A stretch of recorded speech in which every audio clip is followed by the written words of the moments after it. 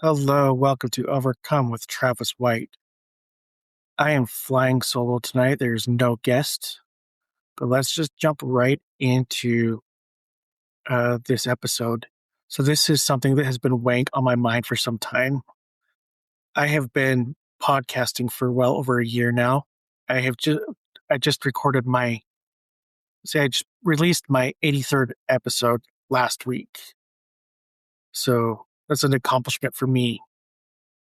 Most of these conversations have been with guests. Although I have a few solo episodes uh, sharing my own experiences. And when I look back on all of them, we've covered a lot of ground. There's been multiple stories that cover the same thing. Uh, One thing I know is everyone has a story, but we've covered things such as depression, anxiety, addiction, trauma, grief, chronic illness, burnout, relationships, recovery, and I'm sure there's more. But there's been one question weighing pretty heavy on my mind lately. And that's after all of these conversations, what have I actually learned about mental health? I'm not talking about one diagnosis or one person's experience. Like, what have I actually learned about people when it comes to mental health conditions? Or, because after doing this for so long, you start to notice patterns, and that's where I'm at. There's been times where I've heard things that have challenged what I believe. And I've also had times where it's challenged how I think about other people. So I'd say in the last year and a half, I do think a little bit differently about other people as well as myself, especially when it comes to mental health, because there's a lot of things that I didn't know before. And there might be some things that I knew, I just didn't really think about. So that's basically what I want to talk about today is what I've learned about mental health after a year of podcasting. So the first thing that I've learned is something that I think we all need to remember, because I think we run into this a lot more than we really notice. And that's is looking okay doesn't mean that you're okay. There's been stories that I've heard on this podcast as well as in other spots or other places that there's so many people that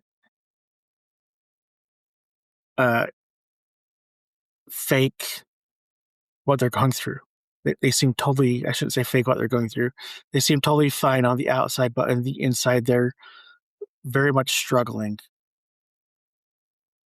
Because mental health doesn't always look like somebody's falling apart. It's possible for people to still work, laugh, socialize, and totally pretend that everything is okay. I think that this is basically referred to as high functioning mental health, uh, and I've seen it happen a lot. And it's some of the highest performers that I've ever worked with struggle with this. But when you really get down to speaking with these people, there's a different type of pain that they'll admit to. But these are the type of people that usually never complain. They're always working. They're always strong. And I've been this person multiple times. For example, uh, I use humor a lot to hide what I'm going through. If I'm really anxious or feeling depressed, I'll try to say something funny to make people laugh or make myself laugh to lighten the mood. But uh, deep down, I'm not okay. And I believe that uh, these people that describe themselves as high functioning, they keep themselves busy on purpose. And that's to stop them from dealing what is really going on underneath the surface. And I was thinking about this. I wondered, well, has there ever been a time that I've looked okay on the outside and I absolutely was not okay? And yes, there's been multiple times.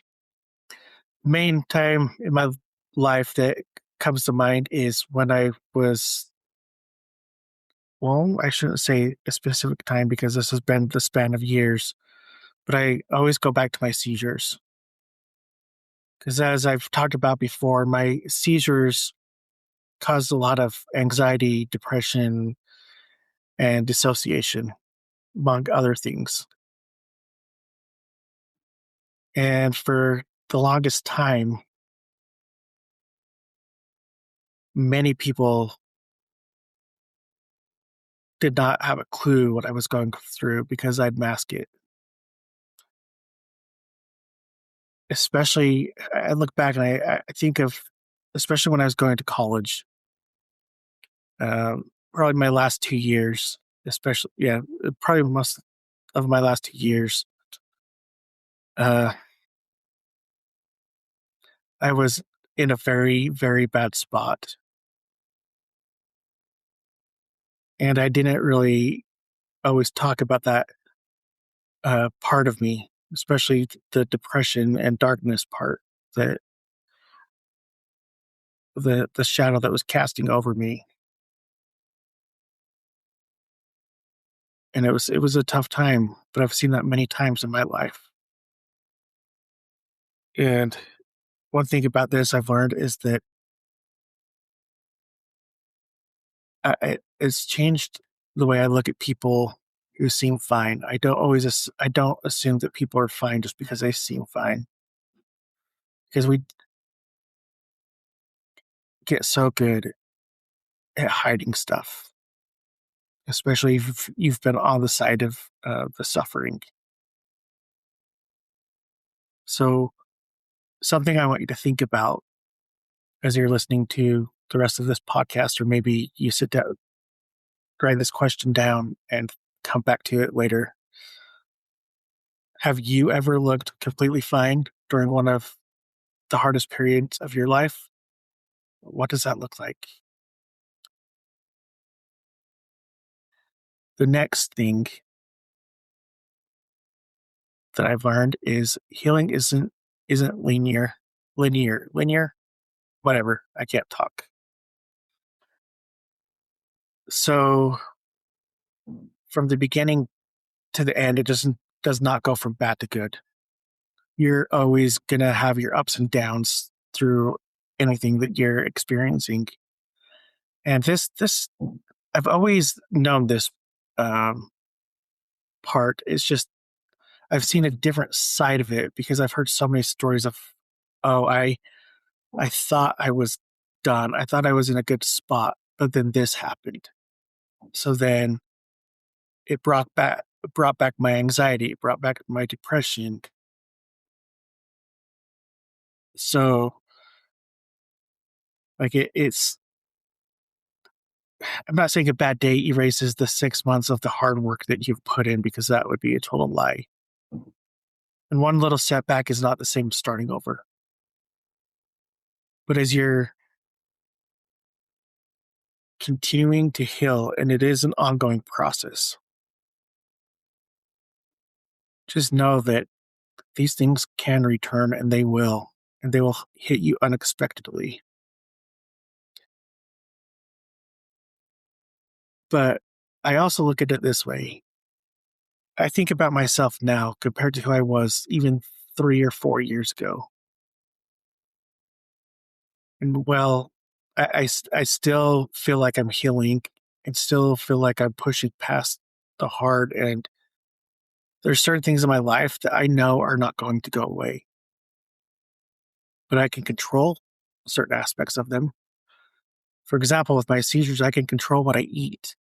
I can control my diet, which I flat out believe has been linked to my seizures. So I have the which and then the seizures will cause the anxiety or whatever. But I have certain tools in my life that I did not have before that I can use now to help me push through the things that return. Because I will say for certain that for the most part, and to me, in my eyes, my opinion, I'm no therapist, I'm no doctor, but anxiety and depression don't just go away. You have to learn techniques to control them. But don't get me wrong, when I have guests that come on and say, you know what? Well, let me back up. When I have guests that come on and tell me some clean recovery story, how they struggled and then there was a breakthrough and bam, it was fixed. I love those stories.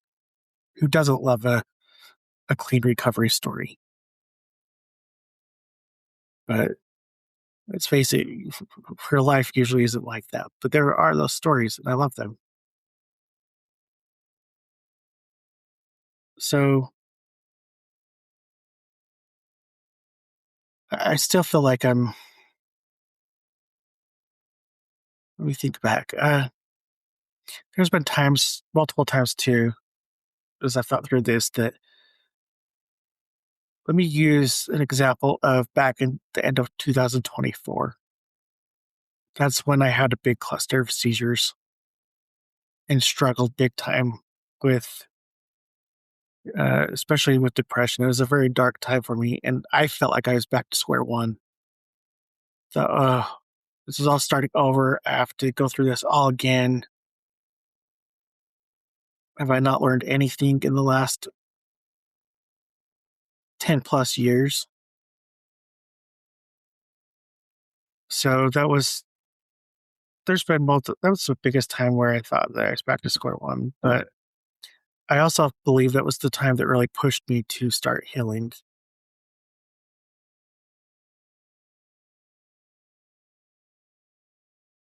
So here's another question to think about. I'm going to leave you with the question to think about after every kind of section or segment that I maybe lesson that I talk about. Have you ever convinced yourself that you're back at the beginning simply because you struggled again?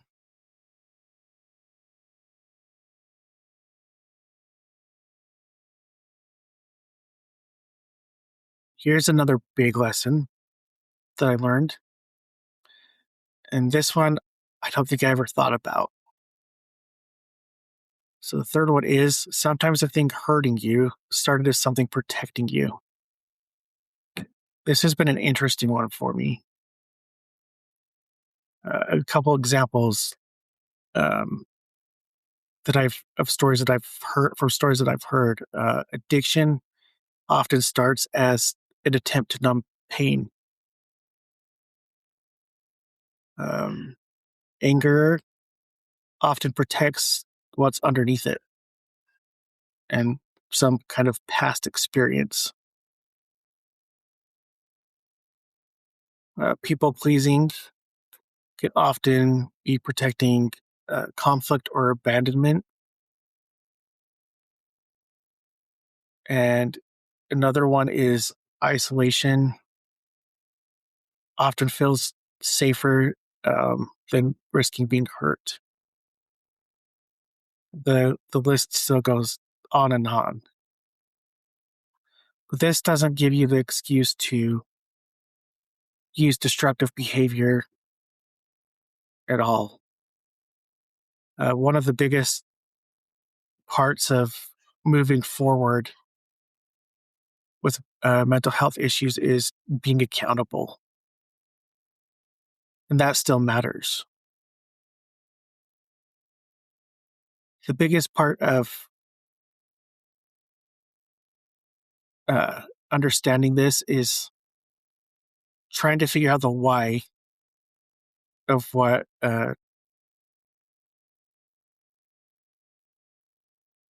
something developed so you can change it. So going back to, are you angry all the time? Well, where's that anger stemming from? Like, what is it underneath that you're going through or you've experienced in the past that keeps that anger going? For I can speak on this. I it may be a genetic thing. I'm sure it is, but I do get some.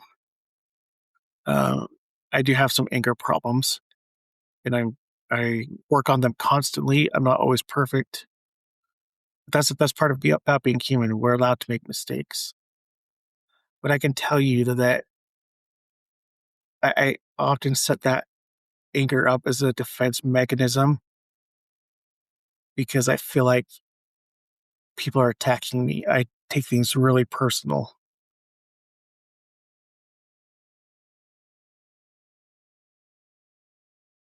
And that's an issue that I need to correct.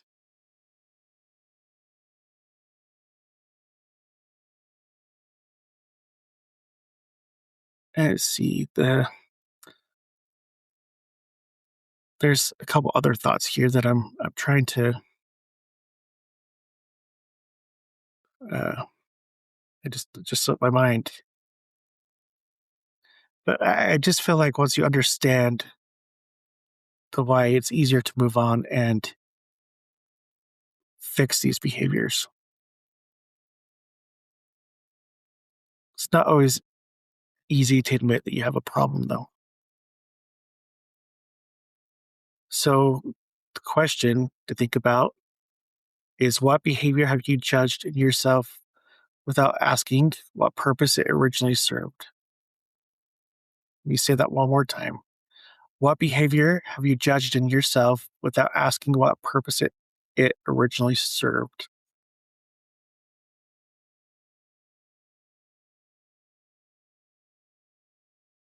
So this next one is probably one of the biggest ones because it's been brought up time and time again. This is talking about community. So the lesson learned is people need connection more than they need fixing.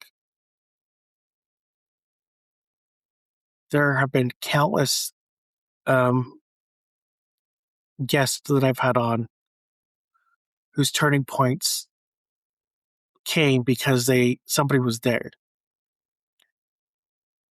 And I'm not saying that person had perfect advice for them, because probably not the case. That person or community doesn't even need to solve anything. Like, they could be there just to listen.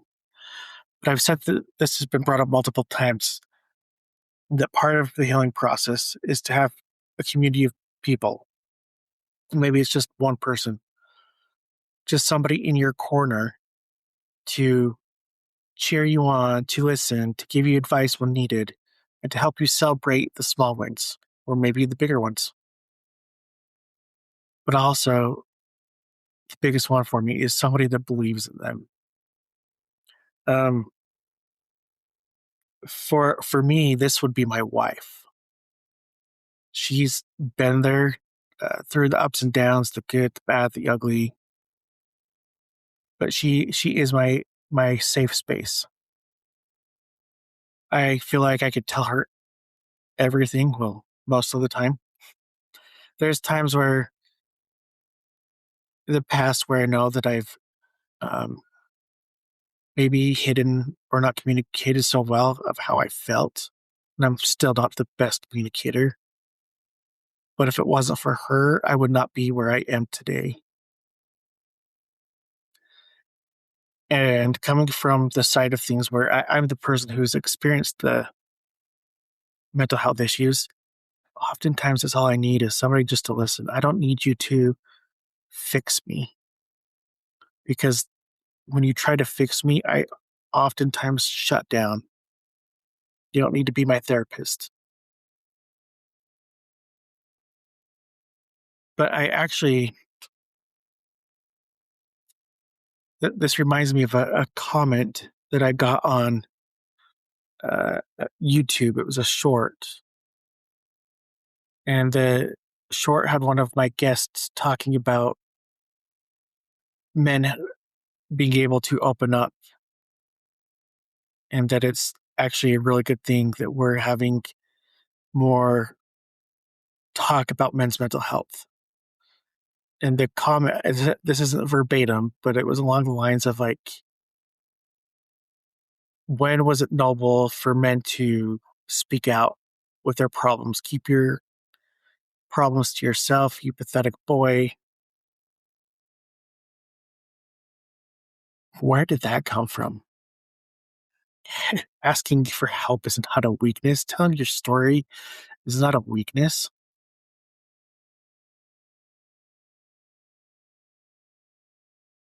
Sometimes asking for help is taking responsibility for yourself. It's finally coming out of your shell and admitting that there's something wrong with you.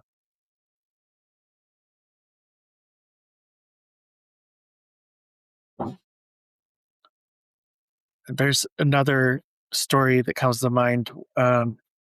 This one also dates back to 2024. Uh, this is a moment when a friend of mine told me about their suicide attempt that I had no idea existed. And from then on, I started telling this person when I had a bad day because I know that he wouldn't always try to give me advice. He'd listen, even if it was, he didn't even reply back. If he just liked my text, I knew that he was reading it. And that's all I needed. And oftentimes I chose him because he went through some similar experiences.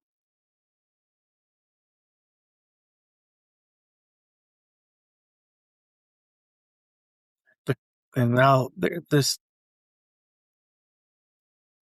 here's the question to think about for this um, part.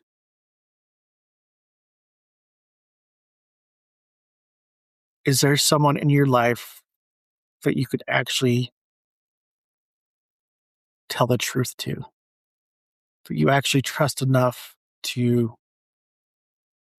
tell all your dirty little secrets? We'll call your dirty little secrets.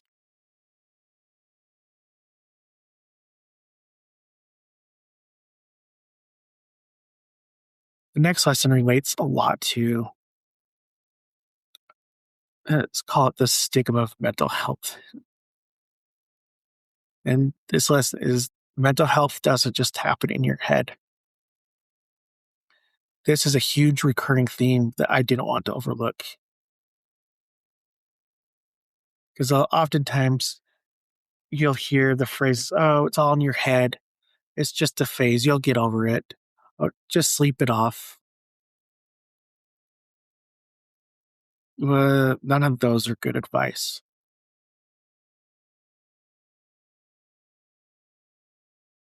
And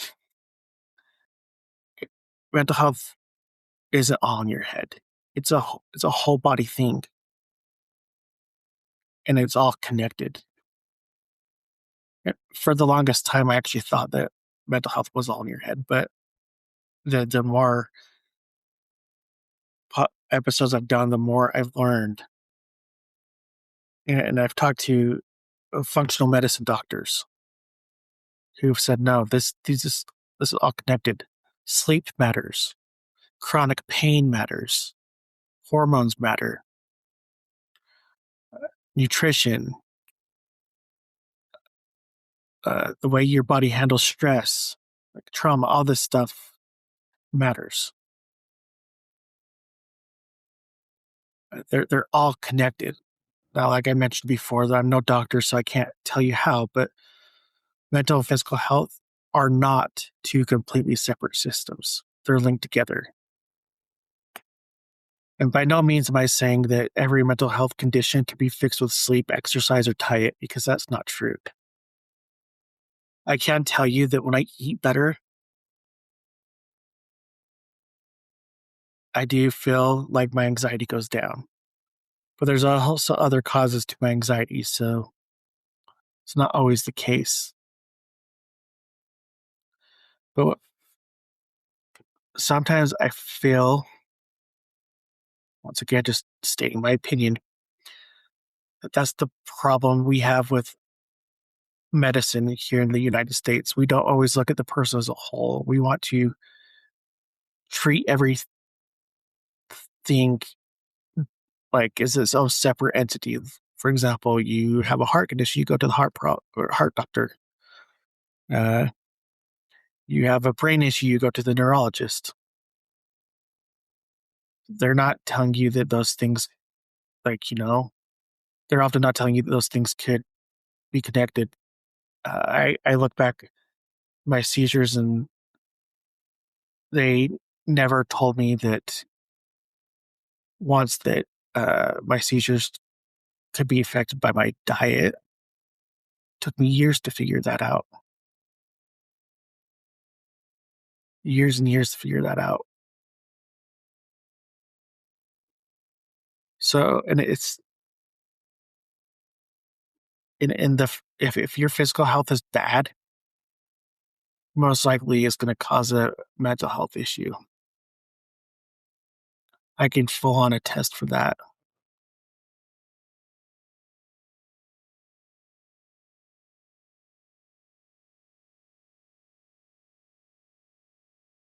And once I uh, connected the two, physical and mental health, and it did something about it, it did change.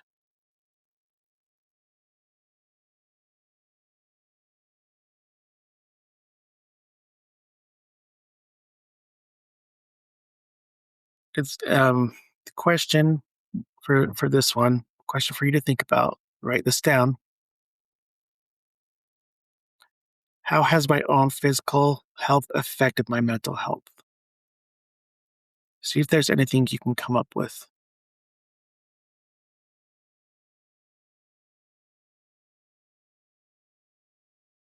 This next one is another huge lesson. Grace and accountability can exist together.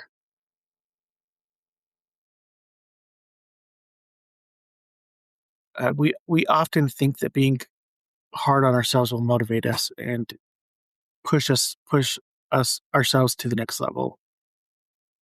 You repeat in your head, "Oh, I can do better. Why can't I handle this? What's wrong with me? Oh, I messed up again."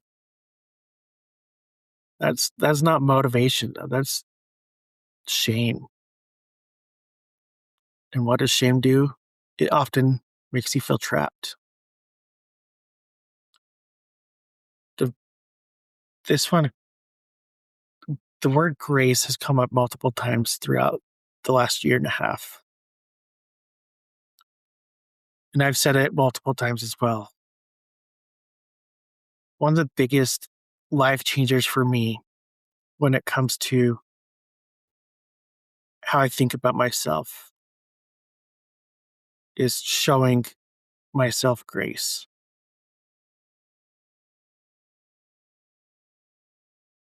Showing yourself grace doesn't mean you're avoiding accountability or responsibility.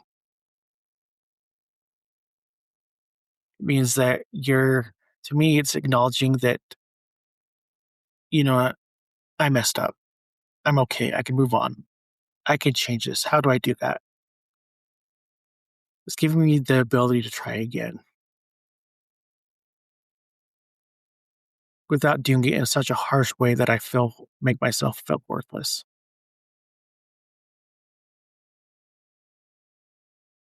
It's showing yourself a little honesty and compassion. I don't think in any way it means that you're lowering your standards. In no way is it. lowering your standards.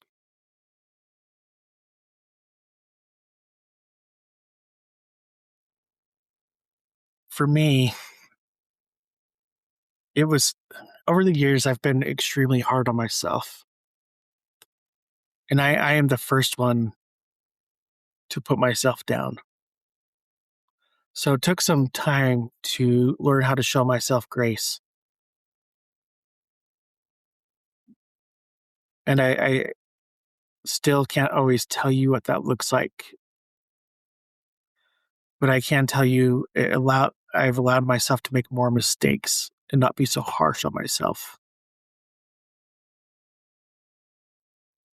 because I thought that beating myself up was better, that telling myself that I was a piece of shit or not good enough was better. But now I can fall and say, I can look in the mirror after I've made a mistake and be like, you know what? It's going to be okay. What did I learn? I can try again tomorrow.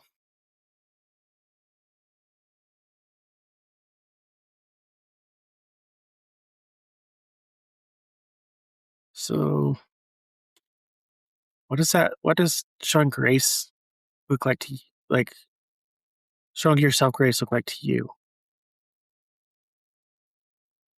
Um, one of the most, this may be one of the most important questions to think about as I continue on or throughout this podcast or this episode. Would you talk to someone you love the way you talk to yourself? Because there's times for me, I would say no. Well, I feel like I'm overall doing better and talking to myself in a more respectful way. I still have my moments. And I actually am trying this thing. So for you that have been following me, I created the faith framework. It's a easy framework to remember, and I believe it helps people understand uh, where they've been, reconnect with who they are, and rebuild faith in themselves. And it's just one small step at a time.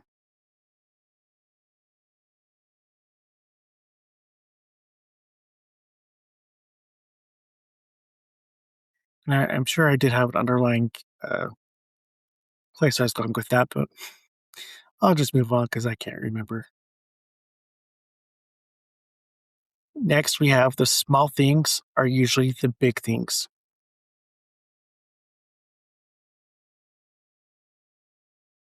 Throughout all the stories of recovery and mental health and overcoming this and that, there's most of the time there's not some huge breakthrough moment.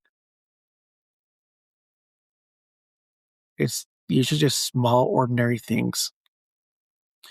I remember there's been multiple guests that have talked about just getting out of bed and how much that helped them realize that they were worth it. Some of it has been taking a walk, uh, getting enough sleep, journaling. This was what I was going to talk about. Um, just a couple minutes ago, I brought up the faith framework. I am working on some stuff and I've been journaling for the last 2 or 3 weeks, but I've been using my faith framework to do so because I want to test it out. But somewhere down the road, I want to release this.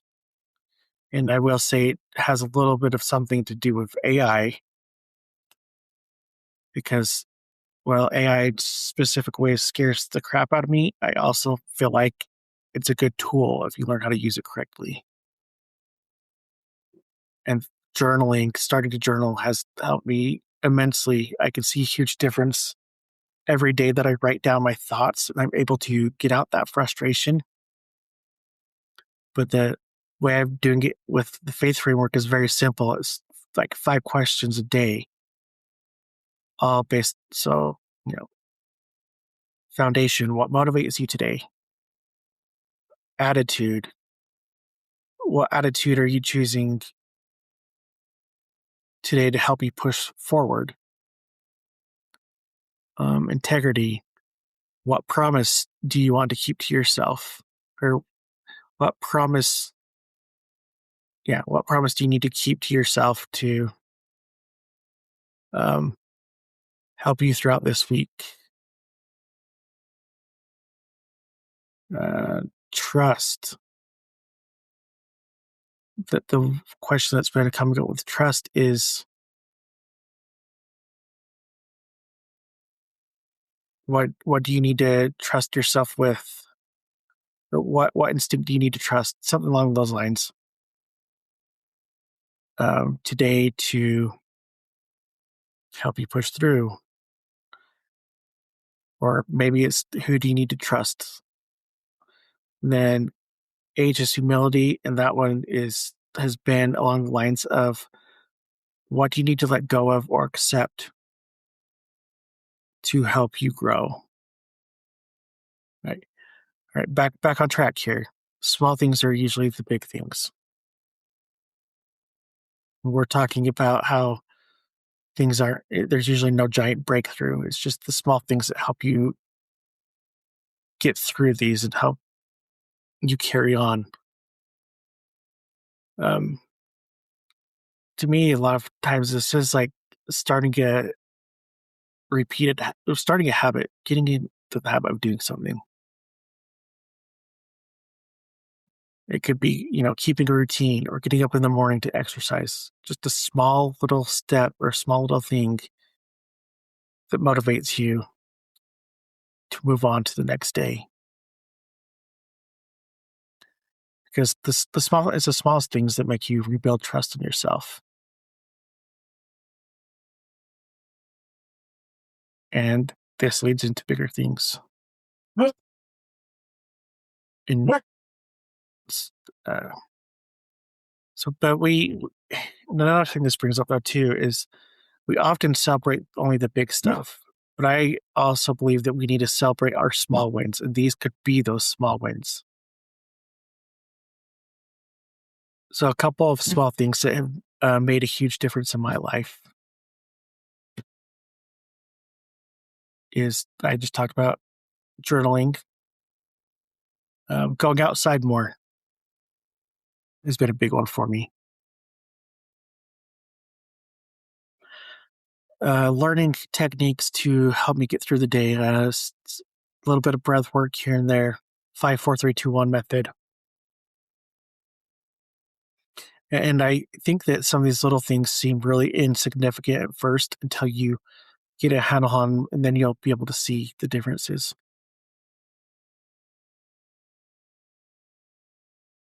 So, question to think about: what is one small thing you could actually repeat tomorrow? Something that will help you become more motivated.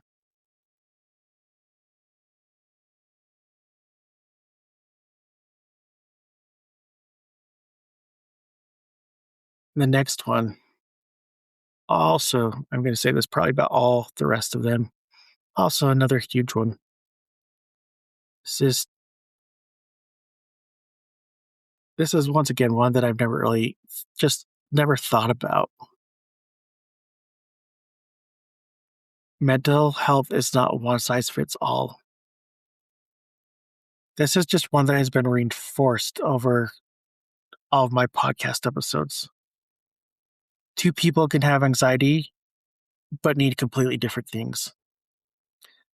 I was I came from the side of things like, well, maybe if I take medication, it must be the only thing that works. No, I can tell you that I've had people come on and say medication was great for me, and other people come on and say, no, medication, I don't want to do it. Uh, and there's often times where people live the same diagnosis, but just the experience is totally different. But because of that diagnosis, that's where their story intersects and they find that common ground. And oftentimes, the diagnosis for a mental health issue can take time. And there's oftentimes where people are misdiagnosed. I don't remember specifically what episode it was on, but I remember speaking to a guy who, well, this has happened to a guy and some lady that was on that they were misdiagnosed and they were the doctor put them on the wrong prescription and they went years. It's all these bad side effects and stuff that didn't work and trying different medications because that diagnosis was wrong. Another thing that I want to bring up is oftentimes the first treatment does not work. I, my buddy had to take multiple different types of medication to help calm his anxiety. Another thing going on with this is therapy isn't for everybody. I personally I like therapy. I think it helps me talk through stuff that I would oftentimes would not bring up. But then other people have used faith or religion to get through stuff, community movement, like exercise and stuff, mindfulness, breath work. There's different types of uh, therapy you can do, like EMDR is one of them. It's eye movement stuff, lifestyle changes. There's so many different things you could do to help your mental health. And just because one thing fails doesn't mean that everything's going to fail. Sometimes it does take time. It takes time to figure out what's going to work for you, and it can be frustrating. But once you find that one thing, it really does make you feel better.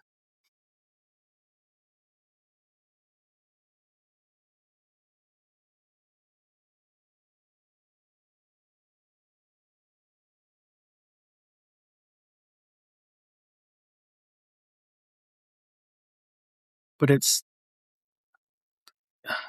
I'm still learning, to be honest, what works for me and what doesn't. I can say that me personally, I'm not a huge fan of medication. But if you are, that's great. And I'm just barely getting into journaling. I've gotten a little bit into breath work, but it's just trial and error.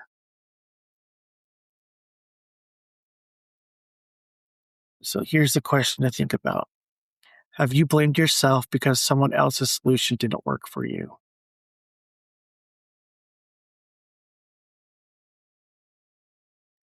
Go and try a few different things. I promise you'll find something. So this one has come up multiple times as well. Your struggle is part of your story, not your identity. Getting a diagnosis explains something about you, but it does not define you. Just like trauma is something that happened to you. Addiction is part of your story. And all these things can change you, but they should not be your identity.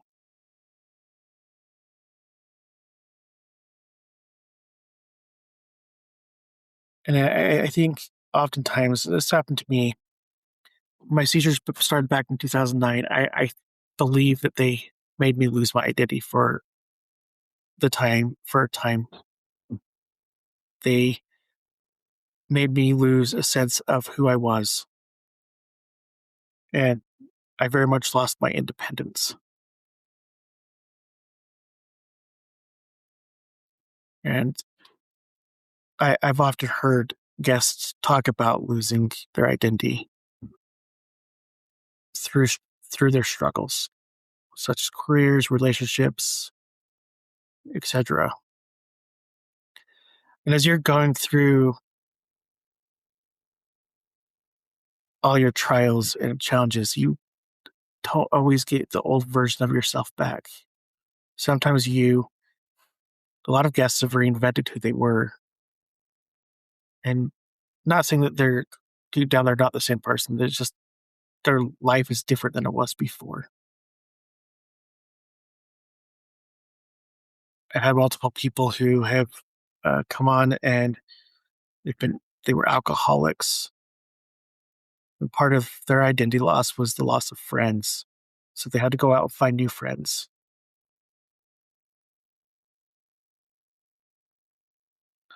And I think part of my problem throughout the years is I've spent so much time trying to be the old me that I didn't look too much into the me that I've been trying to become. So it's almost made me stay stuck for longer.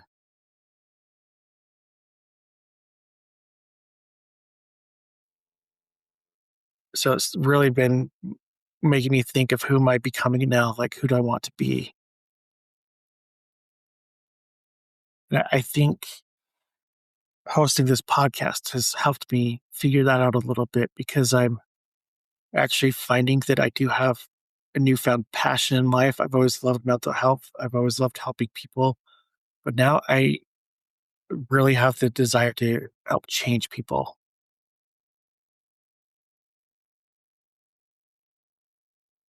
So the question I want to leave you with this is,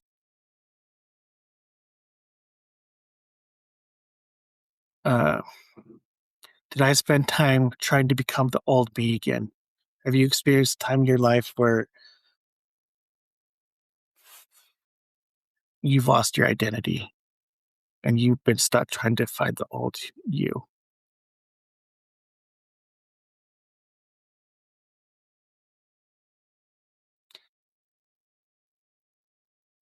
And the last lesson that I've learned, sorry, this has been a lot of talking for me. This is my all time favorite. They're all my favorites. Everyone has a story. What you do with it matters. This is probably the coolest thing that podcasting has taught me. If you sit down and really talk to people, they all have a story. We're all experiencing stuff. We're all going through stuff.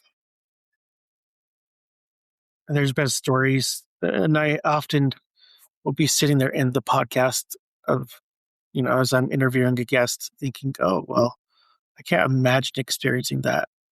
And I compare myself to them, but don't, I want to say this again. Well, I haven't said it in this episode, but I brought it up. Don't ever compare your story to somebody else's because every story is just as important as the last. But a lot of these stories have, completely different from mine, but they've made me recognize pieces of myself. I often say that each episode is like a free therapy session because I'm learning stuff from it.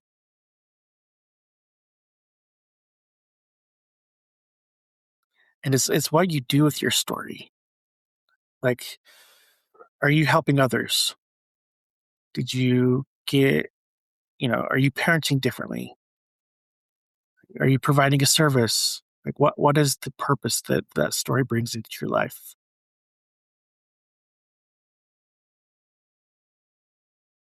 And I'm not saying that these stories, what happened to you is a good thing. And I'm not trying to romanticize suffering because it's never fun, but we all suffer. And I'm using my story to try to reach out to help people. I want to speak at events. I want to keep carrying on this platform for people to tell their stories. I love having this platform. We don't need to, this doesn't mean we have to say that everything happens for a reason. You don't have to be grateful for the thing that hurt you. And your pain isn't going to be erased.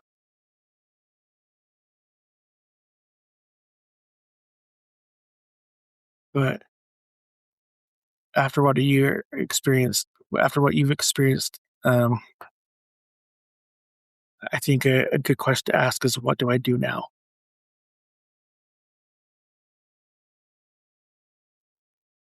And like I said, all this leads back to why this podcast even exists. I've mentioned the end of 2024 with the cluster of seizures several times throughout this episode. And that is why this podcast exists. Throughout that time, I was suffering from suicidal ideation and just in a really dark, crappy spot. And when I was able to push past it, I thought to myself, I want a place where people could tell their stories. And this is that.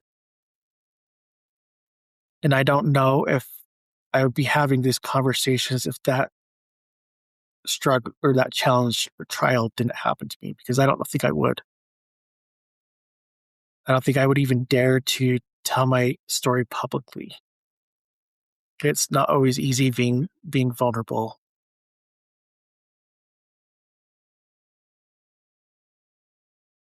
So a question to think about for this one. What have you learned through your experience that someone else might need?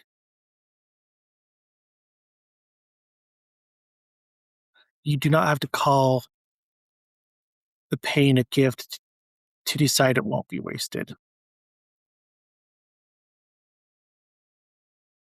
So, kind of a couple closing thoughts here. I don't think, after over a year of podcasting, I don't think mental health is about finding one secret. People can be complicated. Recovery is complicated. There's times where people look okay and they're not.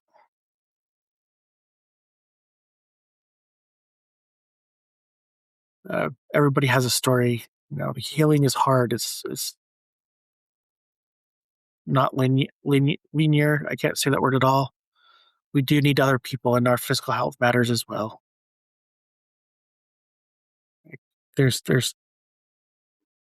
I can say one thing, that this podcast has helped me become more compassionate towards other people. Not that I wasn't there before, because I've always, especially like, I always loved people and I've always wanted to find a way to help people. It was my dream at one point to go into psychology and become a therapist. But then I actually learned how much schooling it takes. I was like, yeah, that's just not me. I just want to be done with this. But I really believe now that this is my calling. This is what I am very passionate about. I want to help people, even if it's just that one person that reaches out, one person per episode reaches out and says, not even reaches out, maybe they just feel that it changed them. That's all I want. So here, let me repeat some of these again. Um, People are complicated. Recovery is complicated. Sometimes people look okay when they're not. Healing isn't linear. Some of the behaviors we hate about ourselves have histories. We need other people. We need a community. Our physical health matters. Grace and accountability can coexist. Small actions matter. What works for one person might not work for another. And we are so much bigger than our diagnosis, that our diagnosis does not define us. Uh, but I think also the biggest thing that has changed me is I'm always very curious about people's backgrounds. And I feel like I'm less judgmental because you never know what someone else is carrying. There's been times where I've been sitting next to somebody and learned a little bit of information on them. And I'm like, well, I didn't even know you were going through that. And I don't have everything figured out. I'm still learning things, still going through the motions, still working on myself. And I often don't know what's coming next,